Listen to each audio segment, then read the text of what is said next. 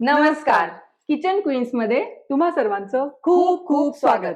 उपवास म्हटलं ना, डोळ्यासमोर येतो टम्म फुगलेला कुरकुरीत असा साबुदाणा वडा. पण थांब खूप- थांब थांब मनीषा, माझ्या समोर येतो एक तर चिवट झालेला साबुदाणा वडा, नाहीतर ज्वालामुखी सारखा फुटलेला वडा. अगं तीच तर ट्रिक आहे ना. तीच ट्रिक वापरून साबुदाणा वडा कसा कुरकुरीत होईल हे आपण इथे सांगणार आहोत. अरे वा, जर आपल्या पद्धतीने सांगूयात, चल कुरकुरीत खुसखुशीत साबुदाणा वडा होईल एकदम भारी, तोही घरच्या घरी. बरं, साबुदाणा आपण साधारण 250 ग्रॅम साबुदाणा आपण घेतलेला आहे. साधारण या वाटेने 2 वाटा साबुदाणा घेतला आणि साबुदाणा मी रात्री भिजत घातलेला आहे. बरं, साबुदाणा भिजत घालताना एक गोष्ट लक्षात ठेवा, 1 इंच पाणी वरचढ घालायचं आहे. जास्त साबुदाणा भिजला गेला नाही पाहिजे. बघा, असा मोकळा साबुदाणा झाला पाहिजे आपला. साबुदाण्यात जर का पाणी जास्त झालं तर वडा आपला फुटतो. त्यामुळे मोकळा साबुदाणा भिजला गेला पाहिजे, एवढंच पाणी तुम्ही त्याच्यात घालायचं आहे. आता ह्यात आपण बटाटा किसून घालणार आहोत. मी 2 बटाटे बॉईल करून घेतलेले आहेत. बटाटा थंड झाल्याच्या नंतरच किसून घालायचा आहे, गरम बटाटा घालायचा नाही.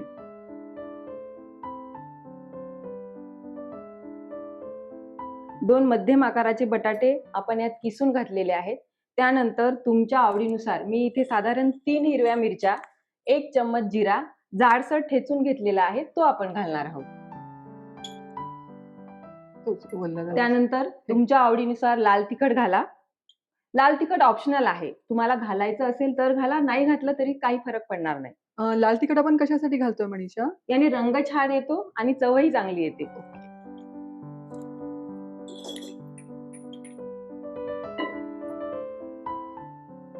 साधारण अर्धी वाटी जाडसर शेंगदाण्याचा कूट आपण ह्याच्यात घालतोय. शेंगदाणे छान खरपूस भाजून सालं काढून मग त्याचा कूट आपण केलाय. आणि खूप बारीक नाही करायचा, थोडा जाडसर राहू द्यायचा, म्हणजे छान दाताखाली आलं ना की छान वाटतं. हे काय आहे मनीषा?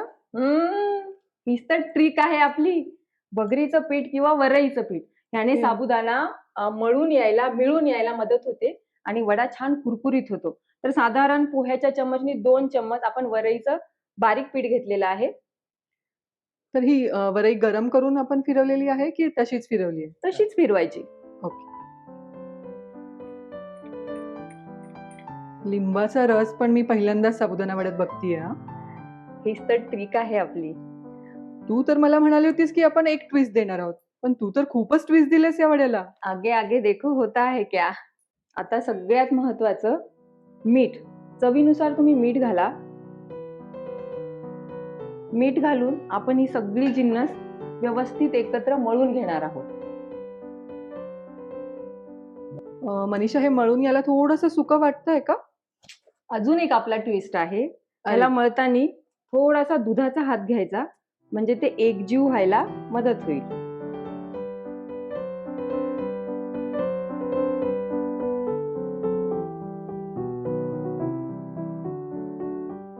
आपलं साबुदाण्याचं मिश्रण जे आहे ते छान मळून झालेलं आहे.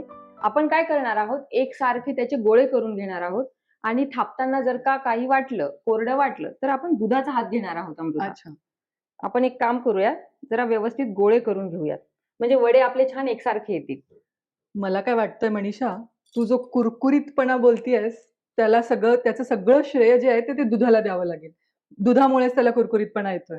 खरंय, वरईचं पीठ, दूध ह्याच्यामुळे त्याला कुरकुरीतपणा येईल. म्हणजे वडे एकसारखे व्हावेत म्हणून तू फक्त त्याचे गोळे करून घेतेयस. खरंय. बरं, आपण ह्याचे गोळे करून घेतले आहेत येस. आणि आपण ह्याला छान आता थापून घेणार आहोत.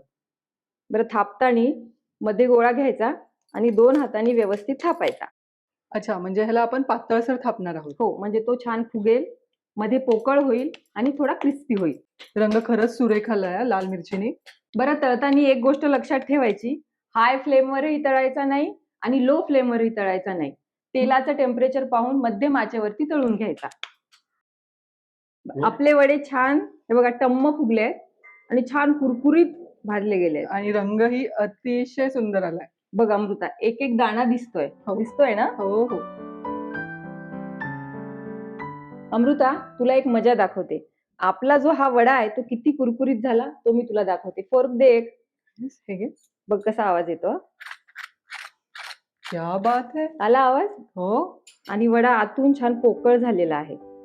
हा, झालाय छान. हो मस्त. छान घरचं जमवलेलं घट्ट दही आणि कुरकुरीत साबुदाणा वडा. करेन. छान दही आणि टम्म फुगलेले साबुदाणा वडा. असा साबुदाणा वडा खायला मिळणार असेल तर मी तर रोज उपवास करणे. मी पण. वरईचं पीठ, दुधाचा हात ह्या याच्या आजच्या टिप्स होत्या. या टिप्स वापरून तुम्ही हा साबुदाणा वडा नक्की ट्राय करा आणि कसा झाला कमेंट्स मध्ये